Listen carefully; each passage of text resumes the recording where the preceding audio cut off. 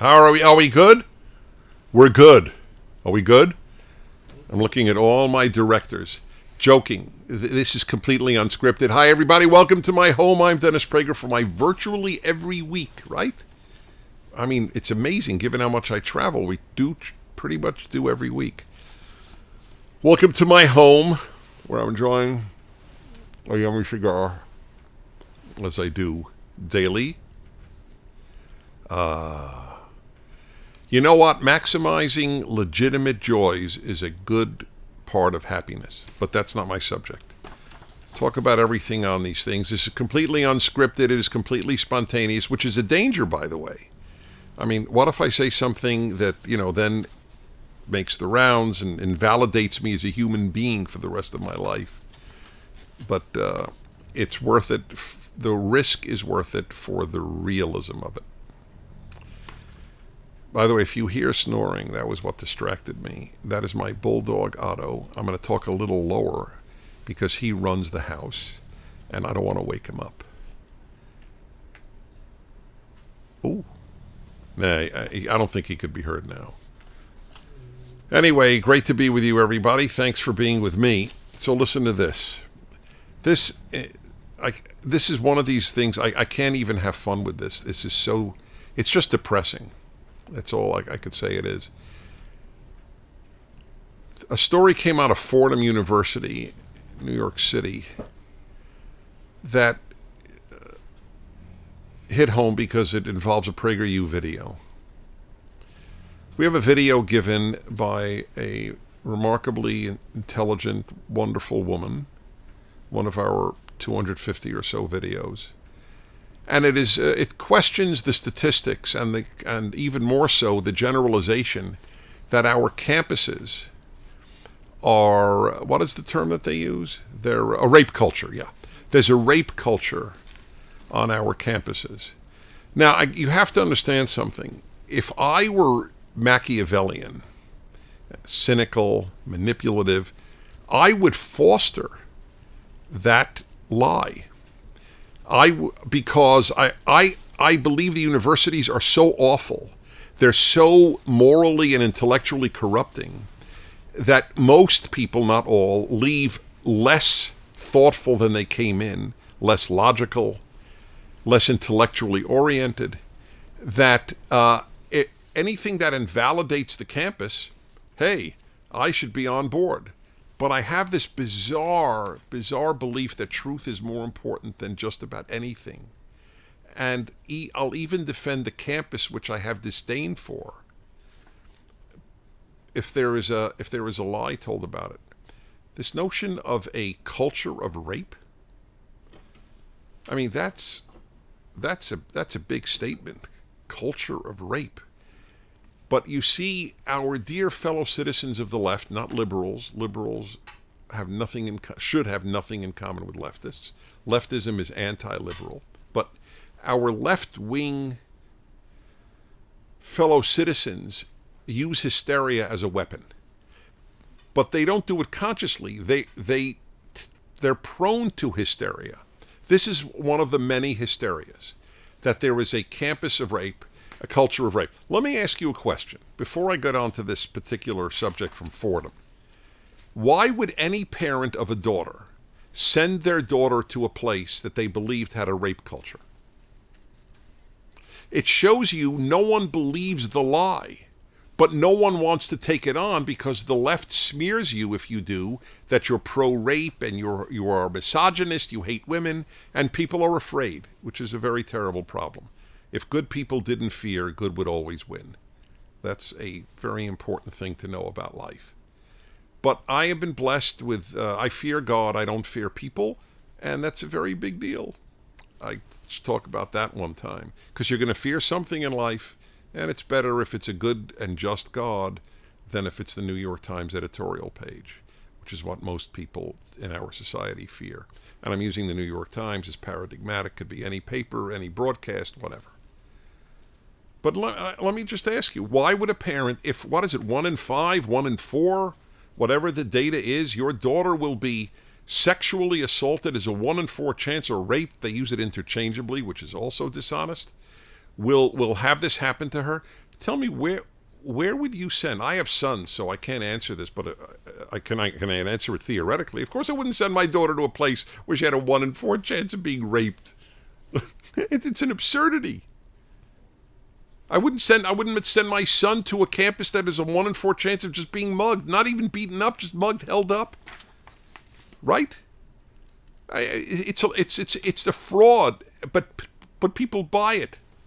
It's very, very angering.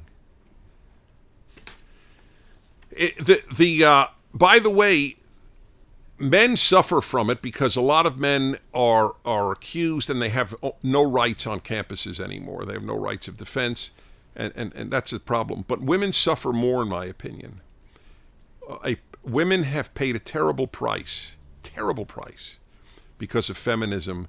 I'm talking about left-wing feminism, the notion that all people are created equal. You don't have to be a feminist. You just have to be a human with a conscience to know that. That is what it is created. My theory, and I'll come back to this, is, and I've seen this my whole life, and it's more now than ever, feminism has created a weaker woman, not a stronger woman.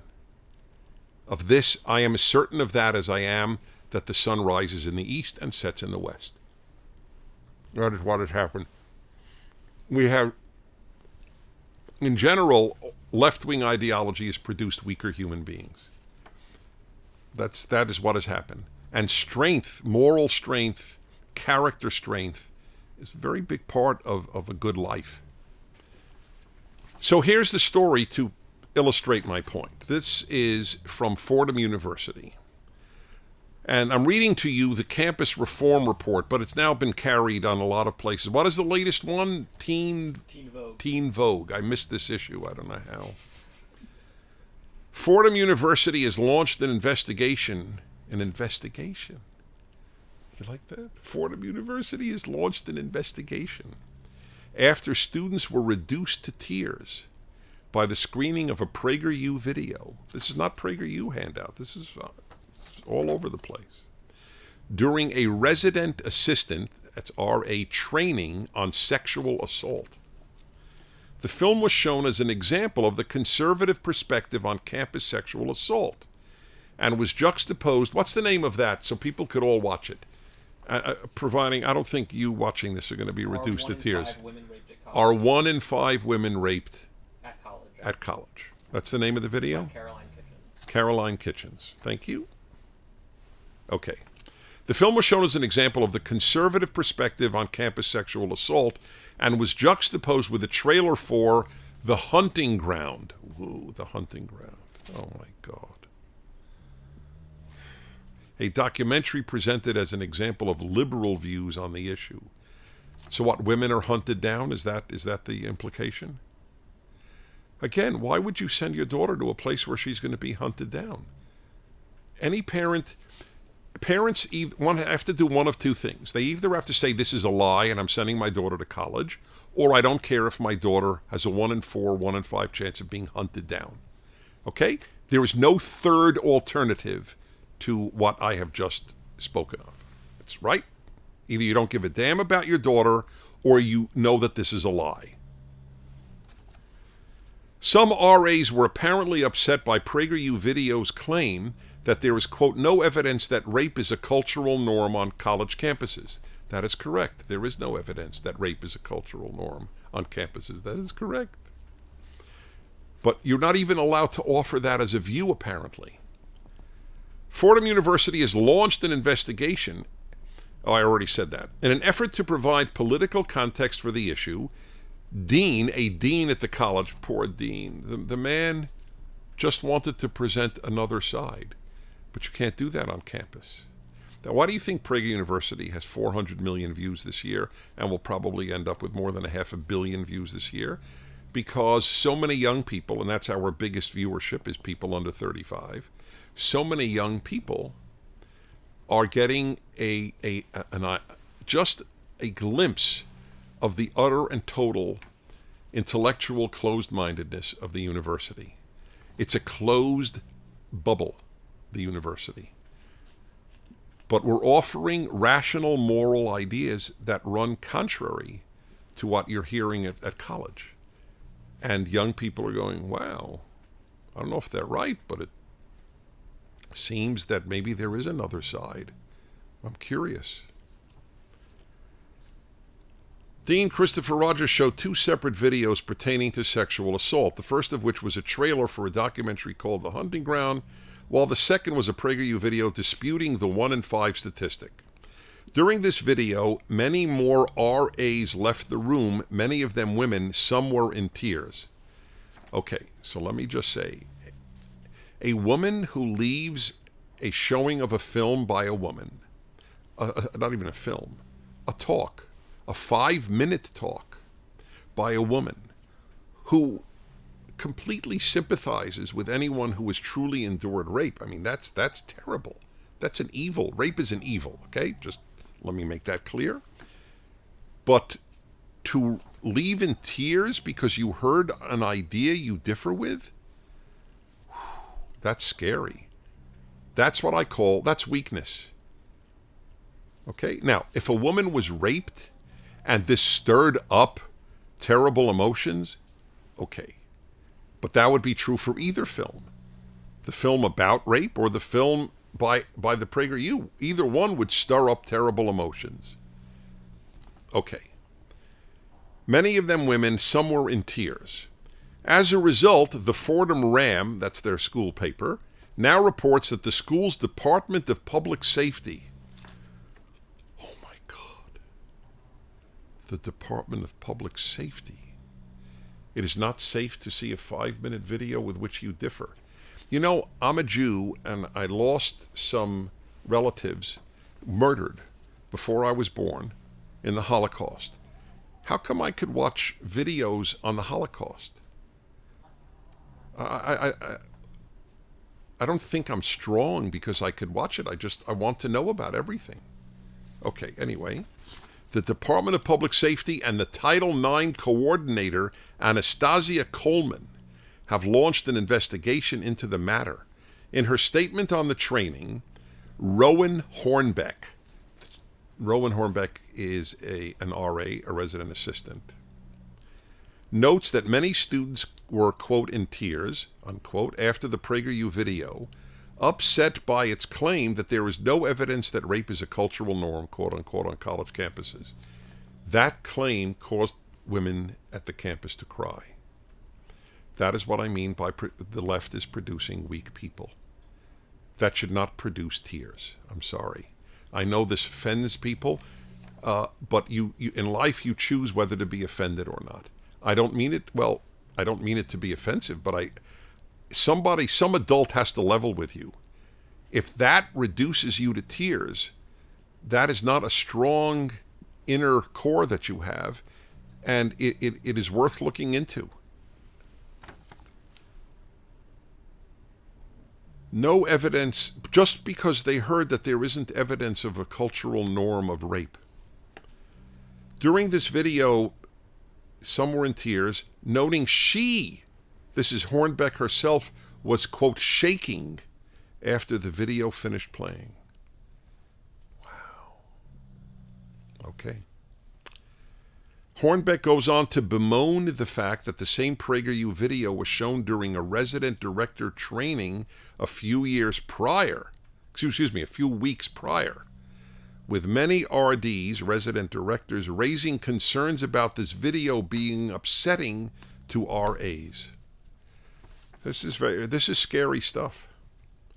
Numerous RDs asked that the video not be shown to the RAs, but Dean Rogers, quote, chose to show it without any type of warning anyway. What is he supposed to warn them of? You may see something with which you differ? Wow. My God, the New York Times should come with a warning every day. I get it every day. I differ with almost everything in the New York Times. It's never reduced me to tears on very big subjects. Adding that the episode, quote, shows a complete disregard for the feelings and emotional well-being of the RAs present. Why? Why? It's not a disregard for your feelings. It is a regard for presenting alternate views that decent people can differ on. That's it. She concludes that Dean Rogers, quote, this is frightening, is not fit to hold his position as the deputy Title IX coordinator because no one who undermines victims' experiences. Who said that any victim's experience was undermined? That's a lie. Our presenter didn't undermine any victim's experience. She undermined the belief that there is a cultural norm of rape on campuses. Do you understand how either they can't think logically, which I do believe, because they probably have graduate degrees, and you learn not to think logically with many graduate degrees in the social sciences, or she is deliberately manipulative of language. I want to believe it's the first because the second is a character flaw. This video in no way demeans. Who would demean the experience of a rape victim? I'm not even aware of such a film or statement ever being made in my lifetime.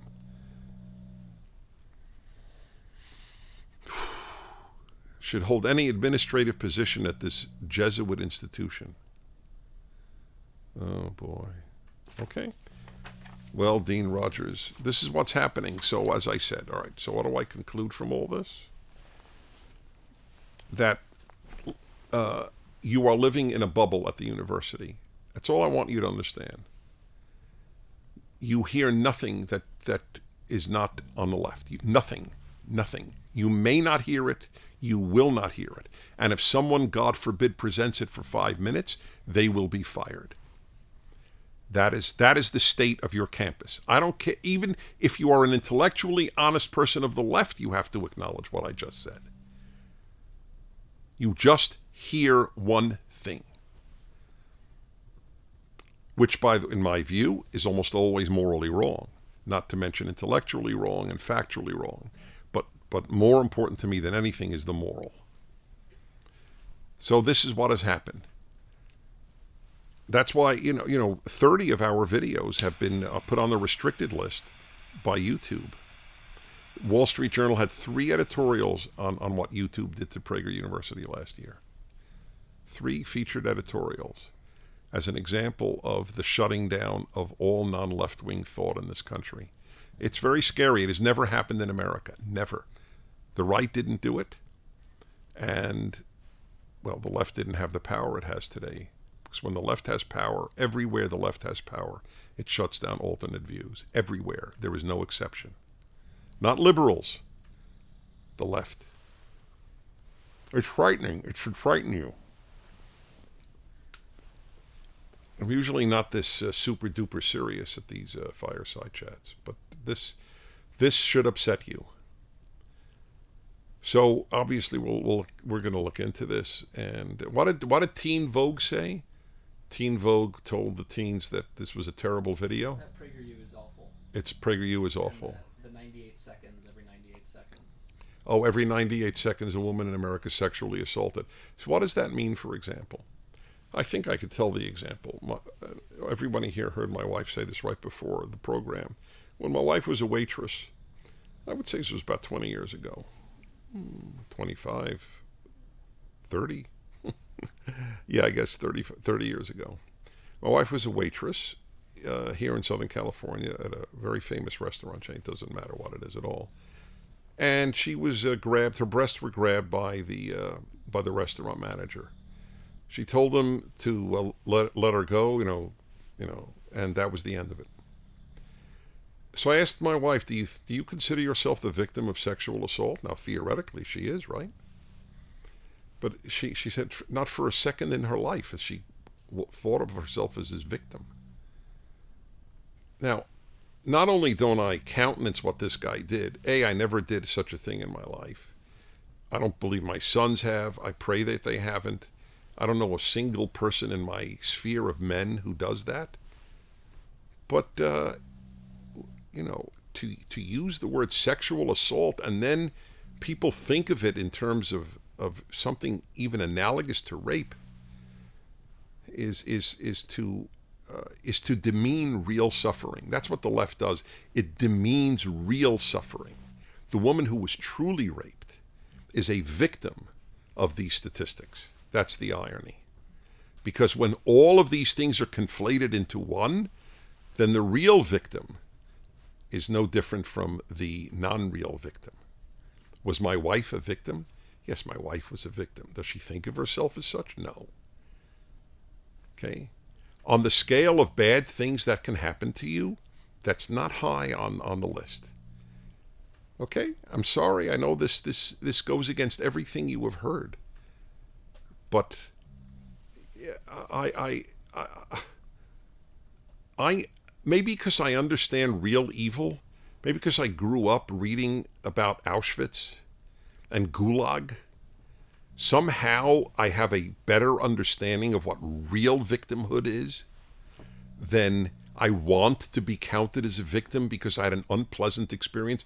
Unpleasant is not quite the same as victim. Okay? Is that fair to say?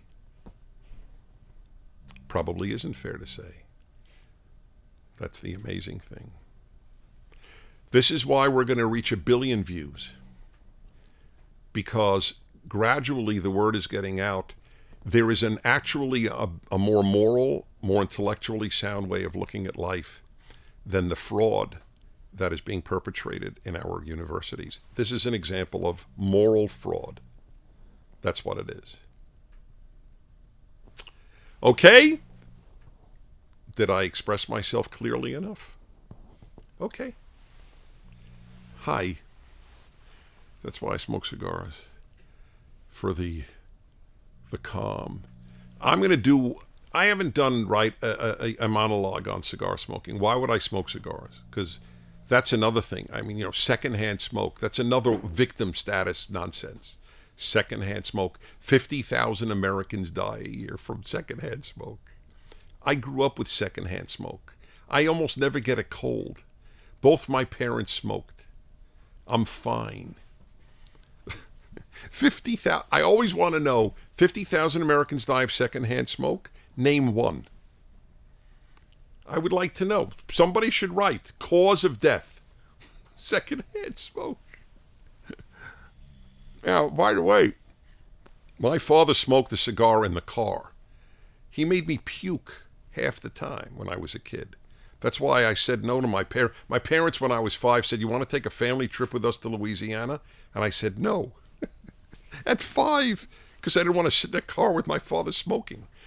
In a very enclosed place. I get it. It could be nauseating. I totally understand. But most people do not spend 12 hours a day in a car with somebody smoking and the windows up. Okay, all right, anyway. Eddie, 60. Woo! Hi, Eddie, 60. From Palm Coast, Florida, asks, Dennis, do you believe it's better or worse for children to have a mom who is full-time at home versus full-time at work? Does it make a difference? I know kids who have been great with full-time moms at home. I know kids who have turned out great with full-time moms at work. So let me say that at the outset. However, since you asked what I think is more ideal, I think it is more ideal for one parent to take care of the home. It is a very complex operation to raise good children and make a good home. To make a good marriage, a good home, a happy home, and healthy children, I mean morally healthy, is a big job. Okay? Some woman called my show once when I was talking about daycare centers. She said she took her daughter out of daycare because the daughter was 3 or 4. And the daughter came home, and the daughter, did not have a large vocabulary, so I guess she was 3. And she kept on saying, "Come on down."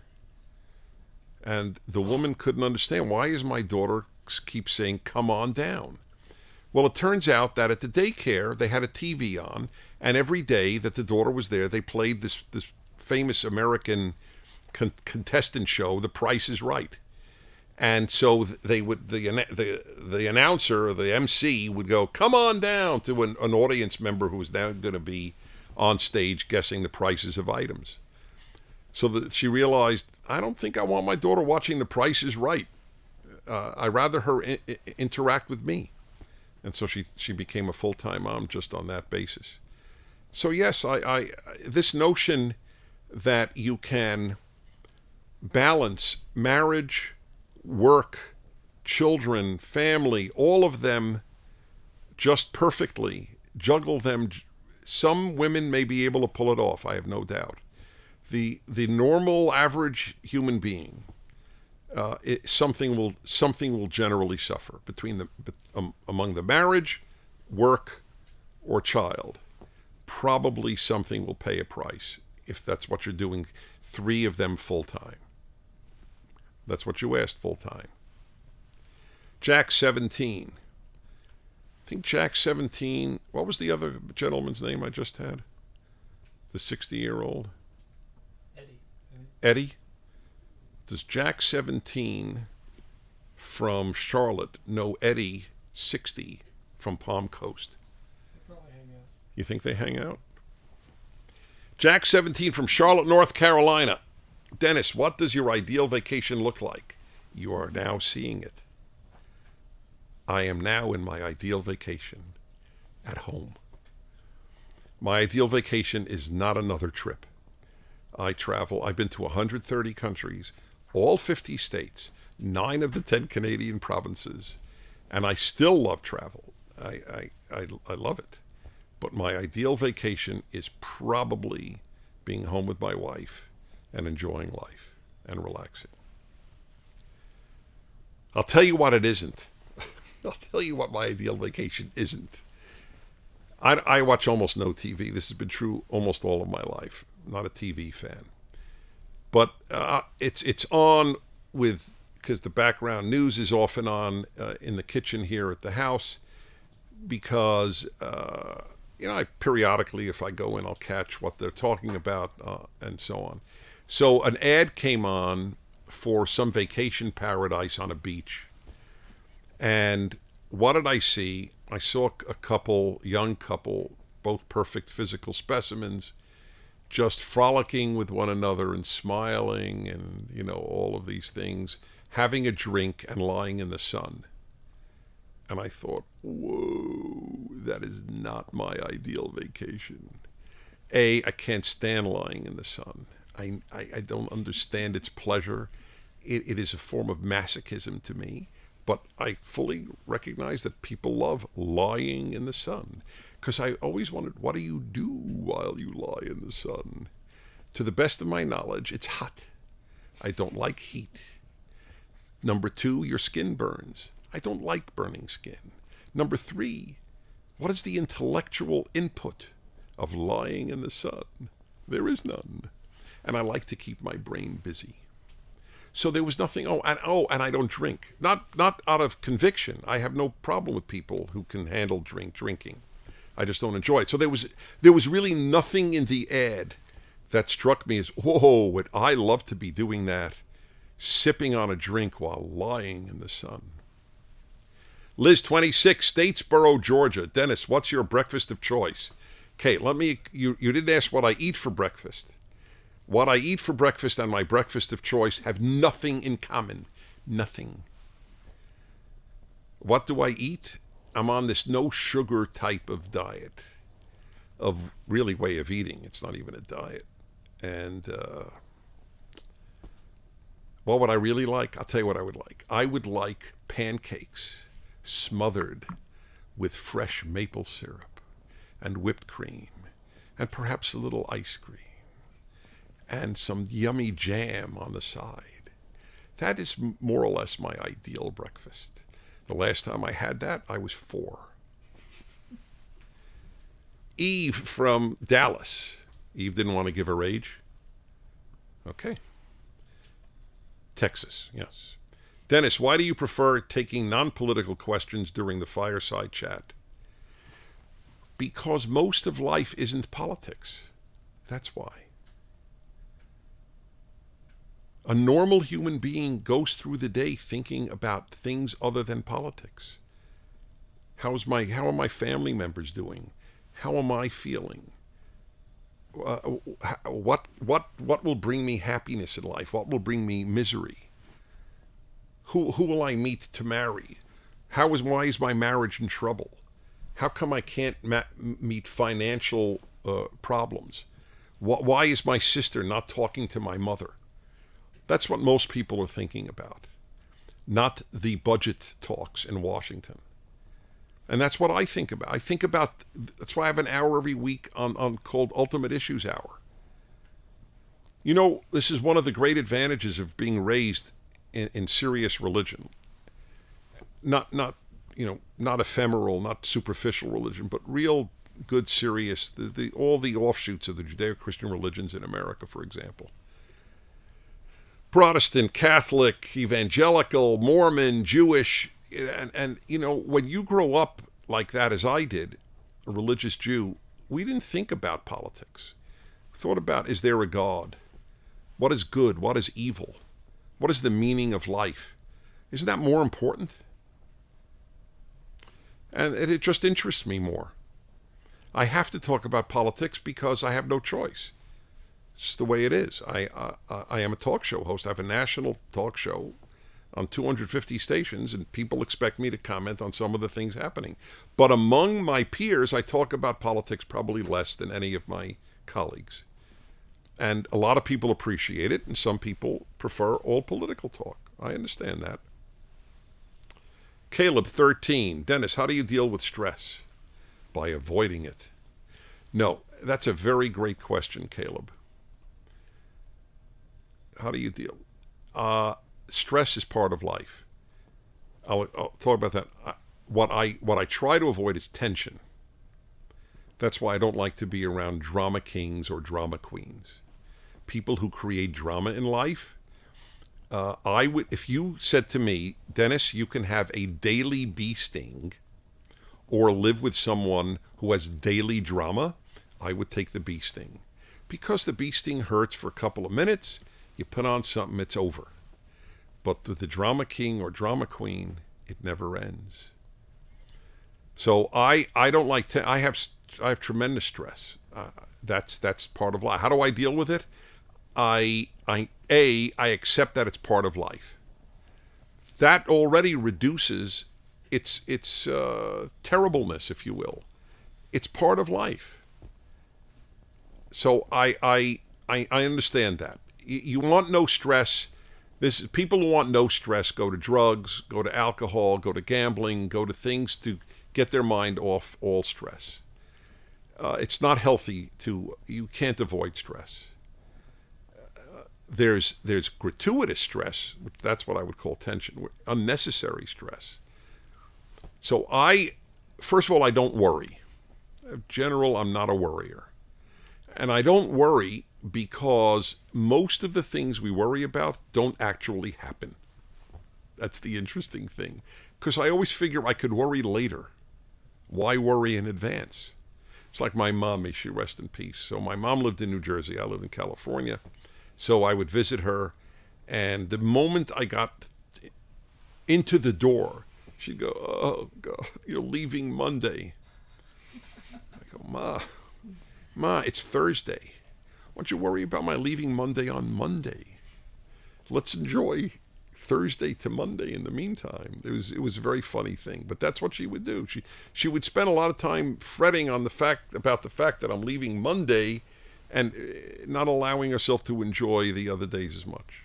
So worrying doesn't accomplish anything. And most of the time, I really do believe that it doesn't come to fruition. And if it does, it's not as bad as what you worried it would be like. That's the other thing. What else do? I maximize joy in my life. I'm a big believer. Dr. Stephen Marmer has been on my happiness hour a lot. Did a whole hour once on the happiness hour. He teaches psychiatry at UCLA Medical School. And he spoke about daily joys. The little joys of life bring almost the most happiness. And that was a lot of truth. So I have a lot of little joys, from my cigar to my music to so much else. And I try to maximize that and have as much fun in my work. I don't pursue fun, but I do use fun to make my work much more pleasurable. Negin, Negin, 49 from Grenada, the country of Grenada. Hi. Dennis, do you buy it when you hear someone say they love everyone or love humanity? I think Megan has heard me on this issue. So let me cite my favorite book, the Bible. It says, love your neighbor as yourself. Even atheists have heard that phrase, right? It's from the book of Leviticus, third book of the Bible. Love your neighbor as yourself. And when I teach it, and I've been teaching this my whole life, when I teach it, I explain, why doesn't it say love everyone as yourself? Or love the world as yourself? And that's part of the brilliance of the Bible, because it's easy to love everyone. It's hard to love your neighbor. When I hear people who love humanity, I saw that when I was at graduate school. And they were tearing down the campus. This is not new, the left tearing down campuses. They were tearing down the campus. Then it was against the war in Vietnam. And they really acted in a terribly mean way to teachers and to deans and to people who didn't agree with them. But they did it in the name of love of humanity. It's like the Antifa thugs who beat people up who differ with them, but they do it in the name of anti-hate. They radiate hate. They live on hate, but they're anti-hate. There's a lot of Orwellianism going on. Anyway, I love people who love individuals. What does it mean to love humanity? What does it mean anyway? You love 7 billion people? That's quite an achievement. Most people struggle with loving 2. 3 more questions. Sangone in Champaign, Illinois. Dennis. Whoa. Dennis, do you think a couple with opposite political views can still have a happy marriage? No. What about friends with opposite political views? Okay, so let me just say this. If you're already married and have opposite political views, I just want you to love each other up and probably avoid politics. But in advance, why on God's earth would you marry someone with whom you differ on fundamental questions of life? I don't care how good the sex is. It's going to be impaired ultimately if you differ on fundamental values issues. If you differ on your favorite movie, marry. But if you differ on fundamental questions of values, you see the world differently in such a way, why would you marry the person? You say, well, it's a wonderful person. I don't deny that. It may be a wonderful person. So what? As with regard to friends, I would say, so if you already have a close friendship with somebody, don't ruin it with political talk. I don't want you to give up your friends necessarily. It may become inevitable, but I don't want you to be the one to necessarily initiate it. But people understandably want the most intimate people in their lives to share their deepest values. And here's one of the obvious reasons. Because in order to make it work, you're going to have to keep quiet. That means you have to hide a major part of yourself. That's not a relationship. Hiding who you are is not a relationship. Then they don't love you. They love the part of you that is verbalized, but not all of you. And likewise, you of them. So it's asking for trouble. Pedro in Bogota, Colombia. Dennis, what are your thoughts on same-sex couples adopting children? Well, first let me just tell you empirically that I am very close to 2 couples, 2 same-sex couples, 2 women, 2 men, who have actually, in the women, they've conceived, so it's not adoption. The men had, in their case, they had a surrogate give birth with their sperm, and so that's not adoption either, to be technical. But I do want to state that I'm extremely close to both families. In fact, my wife and I are the godfather to the 2 men who have 2 children, godfather to their children. So I love these people up, and it's a non-issue. However, having said that, I want to answer you totally clearly. If there are 2 couples, one is a married man and woman, and the other is, if you will, 2 married men, 2 married women. I want to make it apples and apples. Not only that, to keep it apples and apples, all three couples are wonderful human beings. Okay? And they exist, obviously. Kind, financially stable, emotionally stable, want to love children. But so I have these three couples in front of me, and I have a child for adoption. They all want to adopt the child. I would favor the married man and woman because I want to start a child with a mother and father. If that is hate, then it shows how powerfully effective left-wing rhetoric is, that is considered a hateful statement. That you think a child ideally should start out life with a mother and father. By the way, I believe both couples that I know of would agree with me. The gay couples that I'm talking about. Otherwise, what you're saying is it's irrelevant. You have to go to graduate school to think it's irrelevant. It's not irrelevant. Can a wonderful child be raised by a same-sex couple? Of course. I'm counting on it with the two that I'm close to, the two couples that I'm close to. But you asked about adoption, so my first choice is, if there is a wonderful married man and woman, they should get first choice to have a child for the child's sake. Not because I'm pro-heterosexuals, but because I'm pro-child and think a child ideally should start out life with a mother and father. Finally, Fatima, 15, from California. Dennis, I'm Muslim and politically conservative. Any advice for how I can effectively advocate my values within the Muslim world? Whew. Well, it'd be very interesting. I'll tell you what you should do.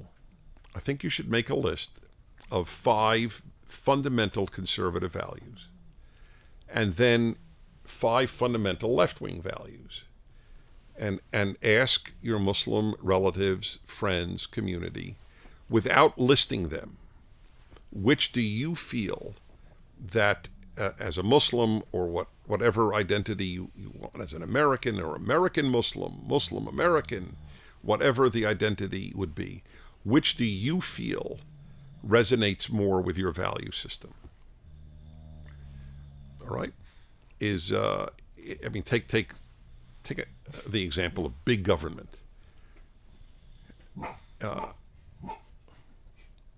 That's Otto. Otto listens very carefully when I speak, and when I hit a very sensitive issue, he's a sensitive dog. You okay? Great. No, he's done. He opposes big government. He yes, you say big government, and by golly, Otto snorts and sneezes, coughs. I think he's having a dream. Yeah. Mrs. Otto. This is hilarious. This does not happen often, but this is my house. You want to give him a shake? Otto, all is good, Otto. All is good. On the last question, he decides to intervene. Okay, thank you, Jared. Jared has a way with bulldogs. It's a gift. No, it is a gift. I've never seen anything like it. And both English and French bulldogs, right? It's more French, but he's English, so it worked. Where were we? Oh yes. So ask your relatives. So what's better? That people first take care of themselves and then their family, then their community, or that the government first take care of themselves, their family, and community? All right? That's what I mean. Make this list and then see what they say. So guys, thank you. Always great to be with you. This is the end of fundraising month, by the way, for Prager University. We're doing good work. We don't have a mean word in 250 videos. We have very wonderful men and women from all over the world give these courses. We are trying to present a better way to lead a good life. So help us, because they are free, but it costs a lot to do all this work. So just go to prageru.com. Or what? That's basically it, right? Link in the post. There's a link on the post. And there's a post on the link. Both. No? There's only a link on the post? Okay. Thanks for being with me. Will I see you? Will I see everybody next week? Yeah, I think I'll be in town. All the best. Thanks for watching.